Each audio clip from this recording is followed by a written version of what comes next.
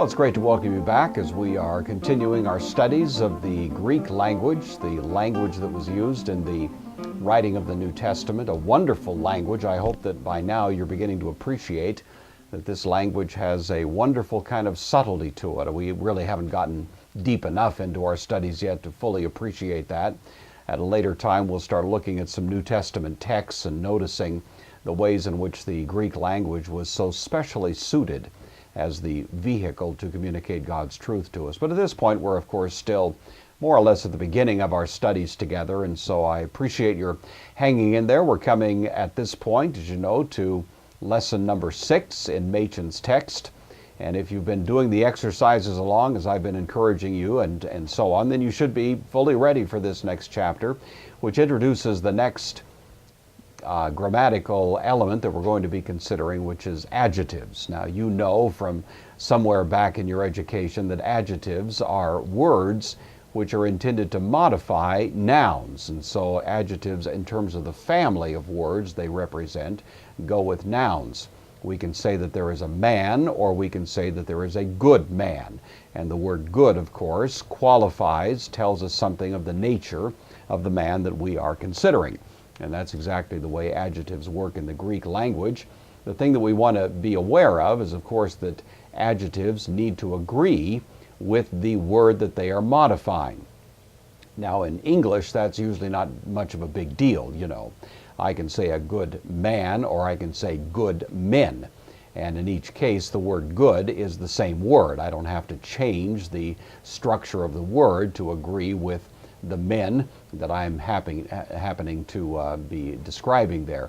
In Greek, it's not so easy. We do find that there is agreement in gender, number, and case with the word that's being modified. And of course, you know that in an inflected language where the spelling of the word may change, we could expect that the spelling of the adjective would change as well. So if you have Machen's text in front of you, you might just want to take a glance there at the first page of this chapter, which introduces adjectives, and you'll notice right at the bottom of the page that we have all of these various forms of the word agathos. Agathos, as you know, is the word that means good, but you'll notice that we have a nominative, a genitive, a dative all the way through. We also have a masculine, a feminine, and a neuter, and we also have the singular and the plural. So you permute all of those together and you get quite a few different forms of the word agathos. That may, at the beginning, seem somewhat daunting, but what you need to bear in mind is that the endings that you're learning at this point are really the endings that you already know. At this point, we're not introducing some brand new, unexpected kinds of forms of these words, but simply attaching the endings that you've been familiar with now with the word that you're going to learn in this vocabulary list. We'll look at the individual vocabulary words in a moment, but just to make you aware that that's going to be generally the case with each of these adjectives. All right, let's go ahead and take a look at the vocabulary list. These are some very important and interesting words, and I'd like to just discuss each of them briefly before we get into the actual grammatical issues in this chapter. The first of these words you'll notice is the word agathos. Agathos. This is a word that simply means good. It's an adjective. You'll notice here that Machen gives you agathos and then a and on. Agathos, agathe, agathon. The reason he gives you those three separate endings is because you need to know in the feminine and the neuter how the word is going to be formed. So if I'm describing something that's feminine in the nominative singular, I'll say agathe. If I'm describing something that's neuter in the nominative, then I'll say agathon. And in each case where you have an adjective, you'll need to be provided that information. And so that's the reason that he's provided that to you. The word good, of course, is very common in the New Testament, and the important thing to notice is that at least this word uses the sense of good largely in a moral sense, a good man, that is, a virtuous man. There's also, as you know, the use of the word good, which can be somewhat amoral. This cake tastes good, you know, and so on. And if that's the sense of it, then there's another word that's also included in this vocabulary list, which we're going to look at in a moment. So keep in mind that this particular word is really suggestive of the notion of good in a moral sense, a moral quality. The next word that we have is the word allos. Allos. And again, you'll notice that he gives you the A and the O, because those are the endings that will be associated with the feminine and the neuter. They are not accented, as was the case with agathos, because indeed the ultima is not accented with this word. And I might just mention to you that in the case of adjectives, you're going to use the retentive rule for the most part. The retentive rule is the same rule that applies with nouns, and so in the case of adjectives, you're going to find that the accent wants to remain largely or generally where you found it, with a very few exceptions. In this case, allos, we find that the accent is on the penult, and that's where we're going to keep it throughout the rest of the declension, and so that's why you don't have an accent showing up, for example, here or here, because it wouldn't really apply in that case. The word allos, as you notice, means other. There is another Greek word, heteros, which means other, and you may be aware that the two words don't have quite the same sense. The word allos means other, meaning another of the same variety, the same kind, or the same stuff, whereas the word heteros usually implies other of a different kind or a different quality. And so we'll find that that sometimes shows up in the New Testament on strategic occasions and can be quite an important distinction to keep in mind. The next word that we have is the word dikaios. Dikaios. This word means righteous. It is also a word in the New Testament that means just, and indeed, there really are not two separate words in Greek. The word dikaios, righteous, and the word just are essentially the same word. So, for example, the word in the New Testament for justification is the word dikaiosune. It's based on this word dikaios. The notion of being a just person, again, uses this same word. That can be a little bit confusing because we, of course, in English make a bit of a distinction between being righteous and being just. And at least for the time being, the thing you want to bear in mind is that for the Greeks, the word is the same word in either case. We'll notice as we go along some of the importance that that may have. The next word we have is a verb. It's the word agero. Agero. This means to raise up, or I raise up. And of course, this is quite an important word in the New Testament because obviously we have a great deal of interest in resurrection, especially the resurrection of Christ, and then indeed the resurrection of others who are in Christ. Those are all going to be raised up, and so this word is used, and so that is an important word to keep in mind. And we do see that, of course, commonly in the New Testament as well in various contexts. The next word is the word eremos. Eremos. This word means desert. It is a feminine noun, and thus you'll notice here the article that's provided at this point is intended to clue you to the fact that this is a feminine noun, and so just keep your mind or keep your eye on that as you're going along. Eremos, a word that we see somewhat repeatedly in the New Testament. The next word that we're going to find is the word eskatos. Eskatos. This word means last. If you've studied some theology, you probably know the word eschatology, and of course it's taken from this word. Once again, we notice that eskate would be the feminine, eschaton would be the neuter. This word, of course, is used in the New Testament on a variety of occasions where we're thinking about the last days, the last things. That eschatological concern, of course, is quite an important aspect of the New Testament message.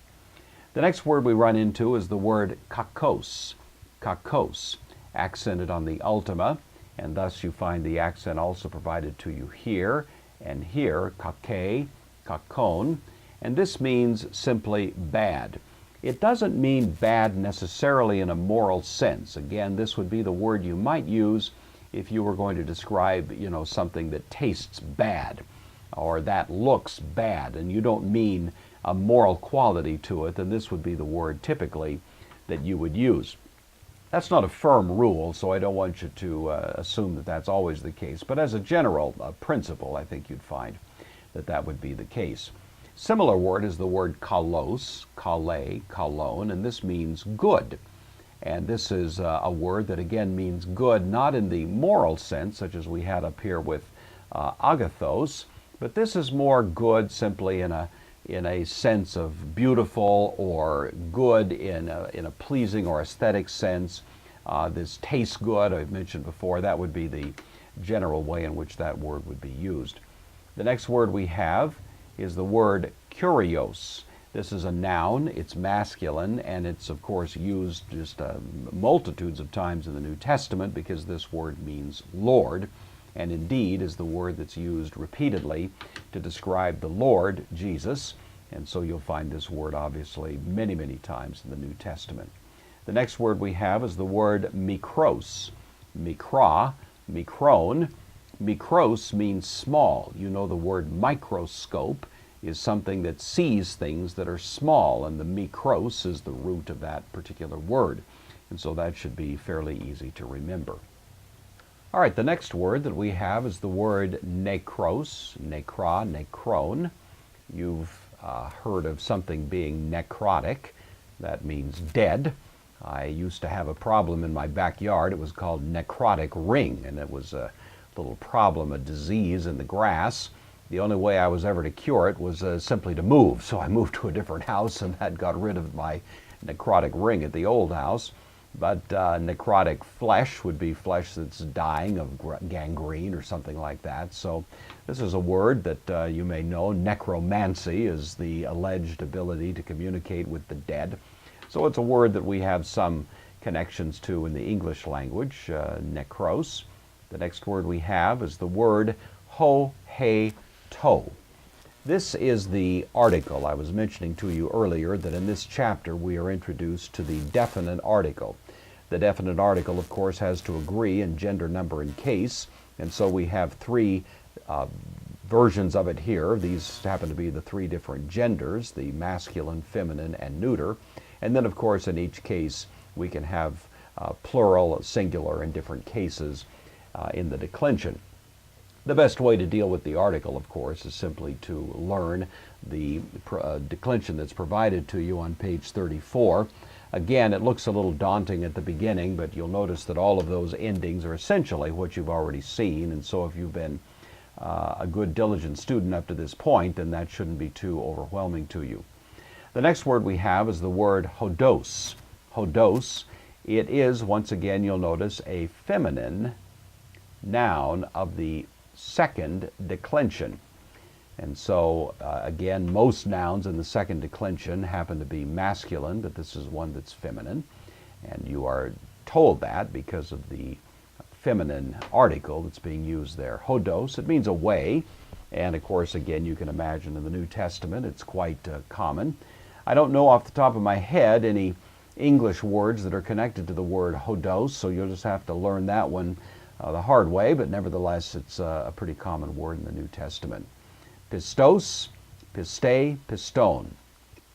This is the word that means faithful. The Greek word for faith is the word pistis, and so this you can tell is a related word. This is an adjective, and so if we're going to talk about a faithful man, we would say pistos anthropos, or if we were going to talk simply about the faithful in the plural, we would say hoi pistoi, the faithful, and it could stand in the substantive sense and be used in that way. And so that's, again, a fairly common word, as you can imagine, in the New Testament.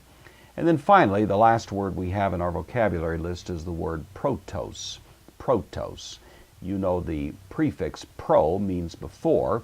That's derived from this word, protos, prote, proton, and this word means first, and it's kind of the opposite of the word eskotos, which means last. And so both of these adjectives are provided to you in this vocabulary list, and we'll make pretty good use of them as we go along through the exercises. Moving on now to page 34. We already looked at the declension of the adjective agathos. Just a couple of things that Machen notes here that are certainly worth your taking note of. He suggests that as you're memorizing the declension of the adjectives, beginning with agathos and the others that you will encounter through your studies of Greek, that you memorize them, learning them across the columns. Notice that here, not down in the vertical columns. It's tempting to want to go down the columns, agathos, agathu, agatho, and so on. But it'll actually work better, and you'll find you'll have greater facility in dealing with the adjective if you do as Machen suggests here and learn them across. So it's agathos, agathe, agathon, you see, across, and then working down the singular side and then moving over and dealing with the plural side in the same way. It might seem counterintuitive to do it that way, but if you'll trust Machen and me both, I think you'll find that in memorizing them, it'll actually stick a little bit better in your memories. He tells you at paragraph 62 here to learn the declension of mikros, small, and of dikaios, righteous, in the back of the book. There's really no big surprises there. That's why he doesn't include them in the chapter itself. But it is worth taking time to look at them. You're going to notice the main thing that will be important as you survey those declensions of those two adjectives will be simply the way that the accent is applied. So you want to pay special attention to the application of the rule of accent as it applies. It's essentially the retentive rule, the same that we've learned in connection with nouns, but you're going to see it playing out as well in the case of adjectives. Quite important section right here, we have the declension of the article. We've talked about the article before, but now Machen is really presenting it to you for the first time. This is, of course, the word that's used in the English language as the word the.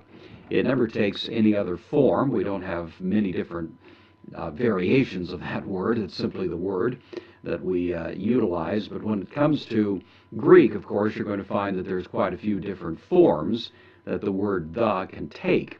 It is, in a sense, like an adjective. It's going to be declined based on gender. It's also going to be declined based on number, and it's going to be declined based on case.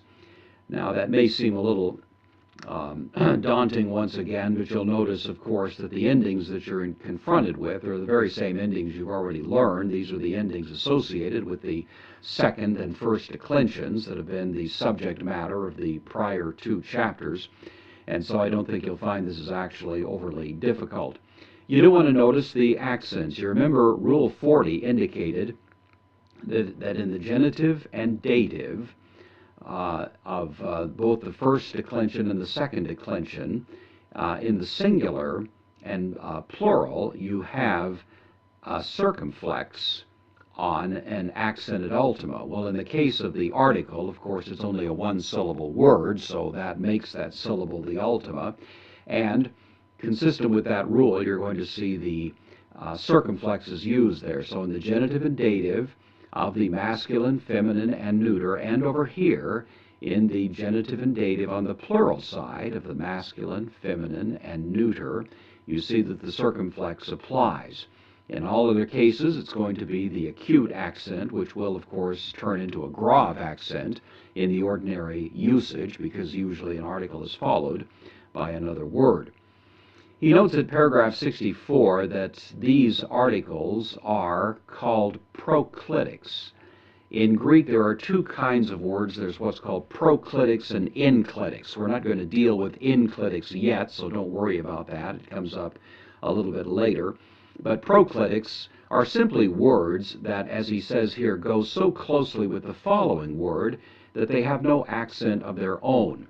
Now, you'll notice many of the articles do have accents, but here, ho, the nominative, masculine singular, he, the feminine singular, and then over here in the plural, hoi and hai, those four are proclitics. Each one of them is noted here, and they will not have an accent of their own. So when you see them in the text and when you use them in exercises, you want to be sure not to make the mistake of trying to apply an accent to them.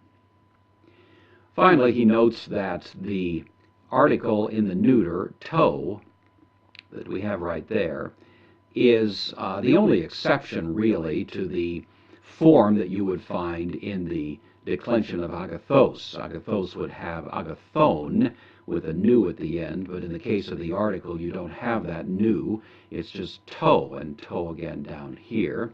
Otherwise, the endings that you're learning here with the article are really identical to the endings that you learned with the adjective agathos. And so again, it should facilitate your attempts to memorize this, because obviously there's not really any new endings that you're going to be adding to your repertoire at this point. Moving now to page 35, we have Machen's discussion of the matter of agreement. You know that if you're going to use an adjective or a article, that it's going to need to agree in gender, number, and case, all three of those, with the noun that it modifies.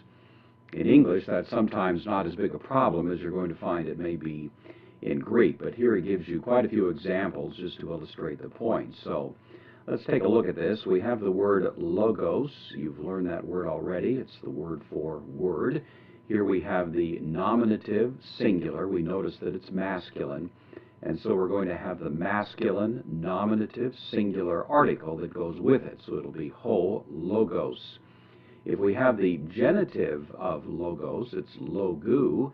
And you notice now the article is also the genitive masculine singular, to logu. Similarly, in the dative, we have to logo. The next example is blepo tone logon. I see the word. Notice that logon is in the accusative, and thus the article that's going to go with the word logon, the word, also must be masculine, singular, and accusative. Here we have the plural, hoi, logoi, the words. Here's the genitive plural, tone, logon. Notice the genitive plural article there. Tois, logos, the dative plural. And then again, to illustrate the point, we have blepo, I see, tous, logus, I see the words. In this case, we have the accusative plural, and so we'll have an accusative plural article that goes along with it. Does that make sense? That's the idea, and I think if you follow that through, you'll find that it's not that difficult. It is the reason, however, that you need to be sure to memorize the articles and the various forms in which the article can be found, because obviously as you write Greek sentences, you're going to need to correlate the article with the word that it's associated with.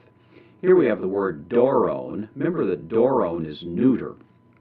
And so here we have the neuter singular nominative form. We're going to need the neuter singular nominative article. And in the neuter, of course, it's to, not tone. I mentioned before that's the only exception to the way in which the article is declined as compared to the word agathon, which would have a nu there instead, but it's simply to, doron. Here we have to, doru, which is the neuter. It's just like the masculine, and it goes through from there. When we come over to the third set of examples, we have he hora. You recall that hora is a feminine noun, and so in the feminine nominative singular, we're going to need the feminine article, the first declension article. So it's he hora. In the genitive, it's tes, horas. In the dative, te, hora, and so on. Then he gives the example again in the accusative, blepo, I see, tain, horon, the hour. Here's the plural side, and he lets you work that out on your own. Now you notice the little exception here. We have hodos. Hodos is a second declension noun, but it's also feminine. Most nouns in the second declension are, as you know, masculine, but in this case it's feminine. So notice that even though it's a second declension noun, hodos, it's going to take this first declension article because it is indeed feminine. And so it's he hodos. And similarly here in the genitive, tes hodu. And in the dative, te hodo. So just bear that in mind as you encounter these feminine nouns of the second declension. That's something you'll need to bear in mind. Blepo, tain, hodon, I see the road. He works through the plural side here as well. You can do that on your own. Finally, we have kalos. Remember, that's an adjective. It's going to be modifying the word logos, good word. And in this word kalos, in the nominative, singular, masculine, is going to go with logos. So kalos, logos, and so on. However, if we use the word in the feminine, then it would be kale hora, a good hour, kale hodos, a good road, and so on. The next paragraph, paragraph 67, he simply describes briefly the use of the article. At this stage in your learning of the Greek language, you should simply assume that the article is used pretty much the same way in Greek as you're accustomed to using it in English. So if you say a man, you mean kind of a nondescript man of some sort, but if you say the man, then usually it means you've already identified that man as an object of some kind of attention. That's basically the way the article is used in Greek as well, and for our purposes right now, we're going to leave it at that. If you continue your studies and become somewhat more subtle in your appreciation of the difference between the use of the article in Greek and the use of the article in English, you'll learn eventually that the more subtle distinction is that in Greek, the article really focuses on identity, and the absence of the article will focus more on quality. Many times it's an indistinguishable sense when you come over into English, but sometimes that does make a difference. But we'll save further discussion of that for some other time. So for now, as you run into the article, just translate it by the word the, and you'll be doing fine. So we come down here to paragraph 68. We do have a couple of points that are quite important, quite commonly used in the Greek New Testament, and that's the difference between the attributive and the predicate use of the adjectives. He notes here that adjectives can be used in two distinct ways, the attributive use and the predicate use. The attributive use basically means that the sense of the adjective is being applied immediately to the word itself. An example would be the phrase here, the good word, you see. Well, word here is being described, it's modified by the word good. We know it's not a beautiful word or a nice word or a big word or a small word. It's a good word, you see. That's the modifying word. That's attributive, and it means that the adjective good is being applied directly to the word and so on. If you were to say, however, the word is good, that would be called the predicate adjective. The adjective is being included in the predicate, and so it's being used over here as a way of describing the word, and that forms a complete sentence. In this case, the word good, the adjective, is being applied back to the subject of the sentence itself, but it's formulated as a complete sentence, as you can see right here. He notes in paragraph 69 that in Greek the distinction between the attributive and the predicate adjective is quite a bit more important than it might be in the English language. We're not going to worry about trying to explore that too deeply at this point. We'll find later in the book, when we're dealing especially with participles and other parts of speech, that that'll become somewhat more important. But just make a note that this is the time to master this distinction. And really the main thing you need to know about it is what he says here in paragraph 70. He says the good word can be expressed in two common ways in Greek, either by, you'll notice here, this would be the standard English form as well, ho, agathos, logos, the good word, or by ho, logos, ho, agathos, the word, the good one. Either one of these represent the attributive position. The way that you know it's attributive is because the article is coming immediately before the adjective. And so when you have the article in the immediately preceding the adjective, then that's the attributive position. The way I remember that is the little acronym AAA. Article right before the adjective is attributive. And so that would be, of course, pretty similar to the way in which we use it in English, except that it is a little bit different idiomatically when we say ho logos, ho agathos, the word, the good one. He gives kind of a literal sense here. The word, namely the good one, is the sense of what we're communicating in that. When we come to the predicate use, however, it is a little bit different. The word is good can be expressed in two ways in Greek, either ho logos agathos or agathos ho logos. But notice in either of these, we do not have the article coming right before the adjective. Do you see that? Here the article is coming before the noun. Here it's coming before the noun. In neither case does it come right before the adjective. And that's how you know that this is not the attributive use. And so it means that in the Greek sentence, it's actually in what's called the predicate position. Literally, it's the word good, and we kind of insert here, sort of imply into it the word is. The word is good. You would do the same thing over here. We don't know the word for is yet, but we can simply imply it in, and that's exactly what happens quite commonly in the Greek New Testament. So, just to summarize once again, the attributive position, ho agathos logos, the good word, or ho logos, ho agathos, the word, the good one. Predicate position, ho logos agathos, the word, impliedly, is good, or agathos, good, impliedly is the word. Does that make sense? So learn to recognize those two. As I say, at this point it's pretty simple. I don't think you'll have any big problem with it. But as we continue, we're going to find increasingly important applications of this distinction, and this is the moment to really make sure you've nailed it down and have a pretty good grasp of it in your mind. Machen himself says the student should fix this distinction in his mind by thoughtful reading aloud of the above and similar phrases until agathos ho logos, for example, simply comes to mean, without any conscious translation, without working too hard, the word is, see there in paren, the good word, or the good is the word. So that's the idea, and I think if you just think that through a little bit, you'll find that that's not too tough to master. In paragraph 74, he says it should be observed that the distinction between the attributive and the predicate position of the adjective can be made in Greek only when the noun has the article.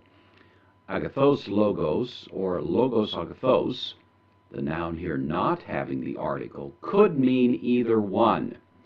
And the fact that it could mean either one means that it's up to you to determine, based on the context, which way is going to be the most appropriate, which way will make the most sense, or in the alternative, which one is the only one permissible grammatically, and usually you'll find that's not a big problem to work out. The last thing he treats here is called the substantive use of the adjective. The substantive use simply means that you're letting the adjective stand on its own as if it were a noun.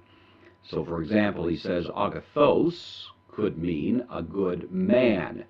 Notice the word anthropos is not there. We're simply letting agathos stand all by itself, and it implies the word man because it's masculine. So we could, sort of read that into the sentence, even though it's not there. But without being there, it's just going to be implied in as the substantive use. Agathe would mean a good woman. Agathon, the neuter here, would be a good thing. Agathoi, plural, good men. Agathai, feminine, good women. Agatha, good things. We do that many times in English as well. Maybe you've heard the old saying, the good die young. Have you ever heard that expression? Well, that's exactly what we're doing in the English language. We're not saying in particular good what, but we sort of understand that when you say something like that, what you mean is good men. You see, something like that, die young.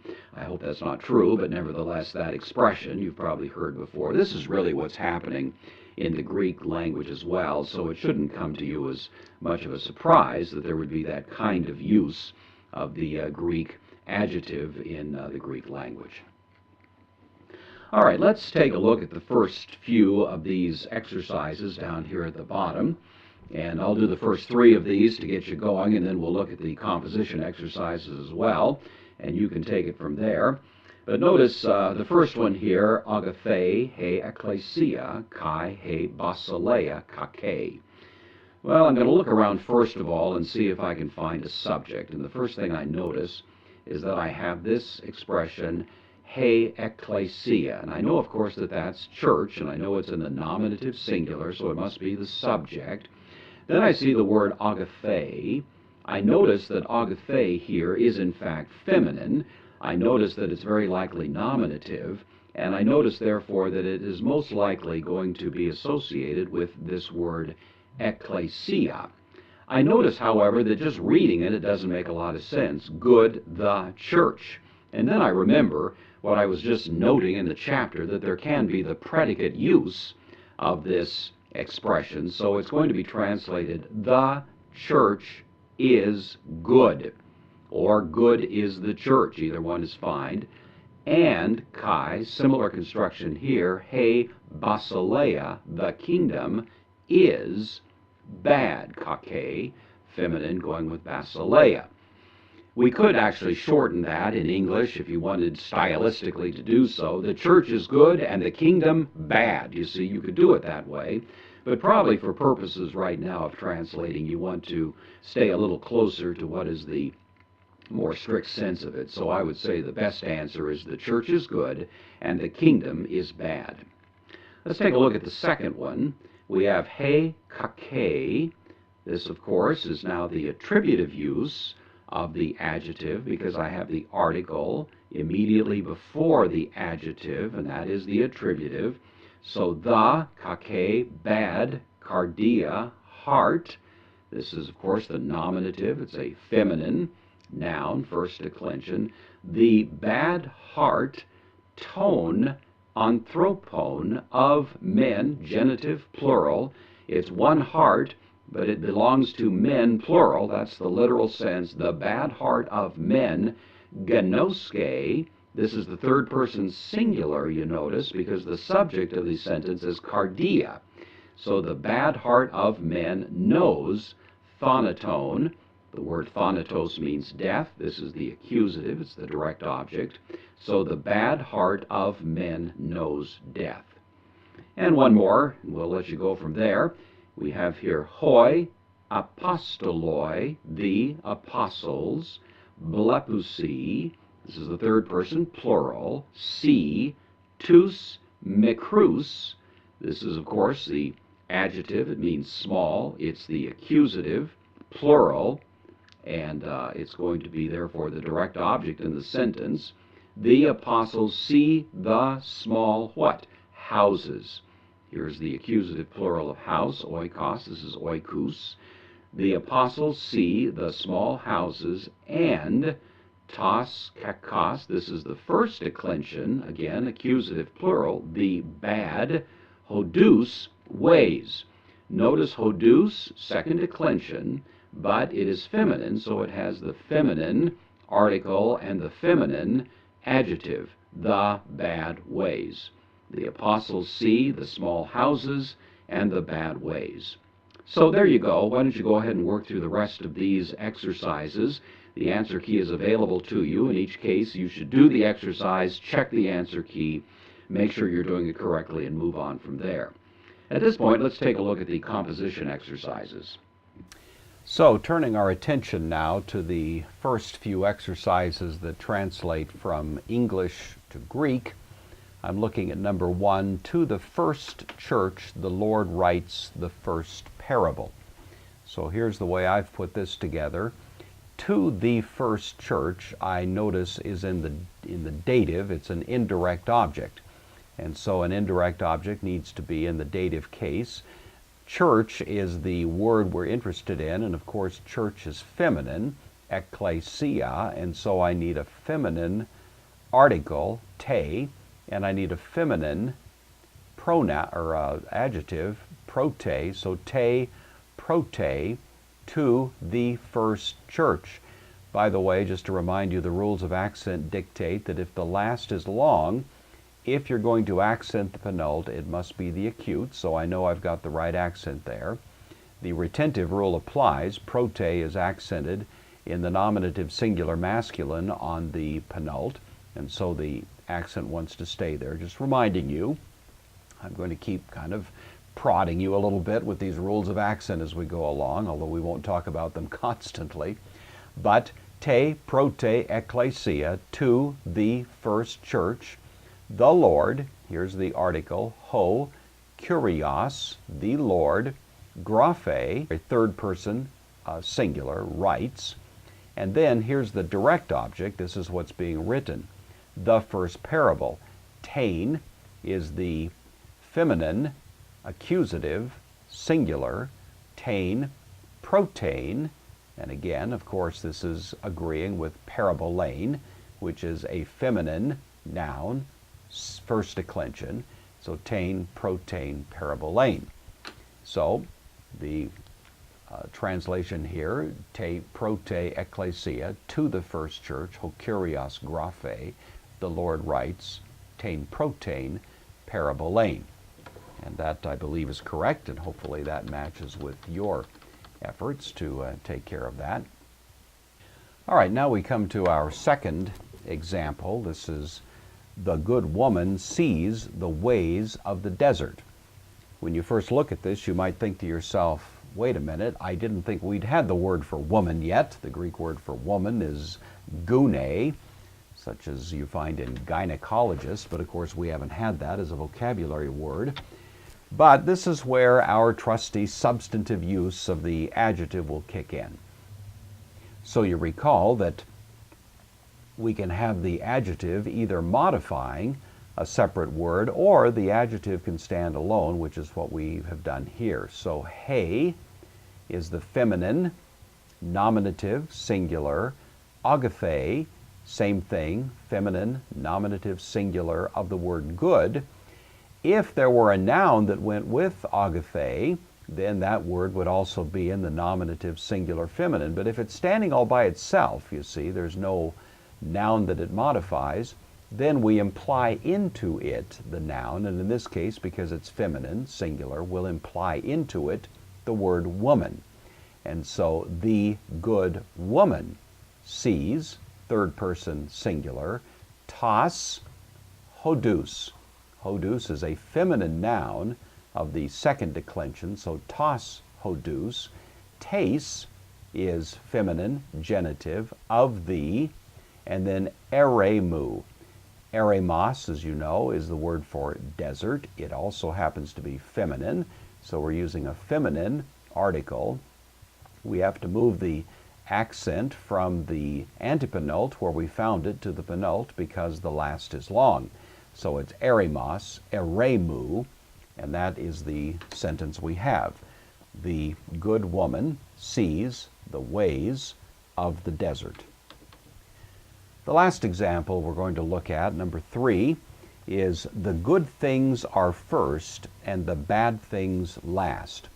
Once again, we are using the substantive use, and so here I have the substantive use, and also I'm going to have the predicate use of the adjective. So we're combining both of these in this particular sentence. Ta agatha, ta is the neuter plural nominative of the article, so the. Agatha, this is the neuter plural ending for agathos, and again the substantive use indicates that if there's no noun associated with this adjective, that I can imply in the noun.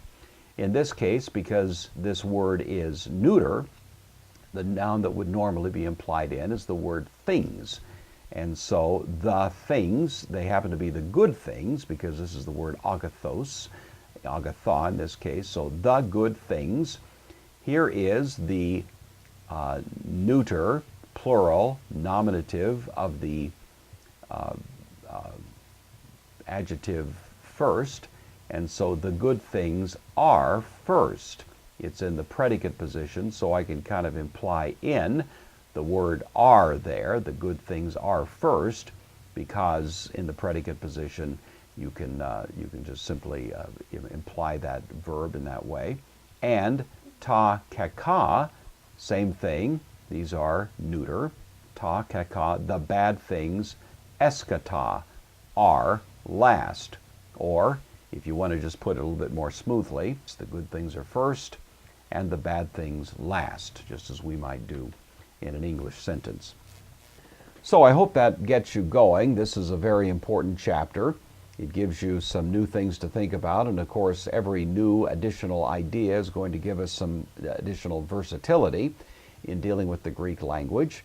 And these uses of adjectives are quite important, not only because adjectives are important in themselves, but also because you're learning the predicate position, the attributive position, and the substantive use. And all of these will be of considerable importance as we continue our studies. So until next time, it's been a pleasure to have you here with us, and I'll look forward to seeing you at that point. So God bless you until then.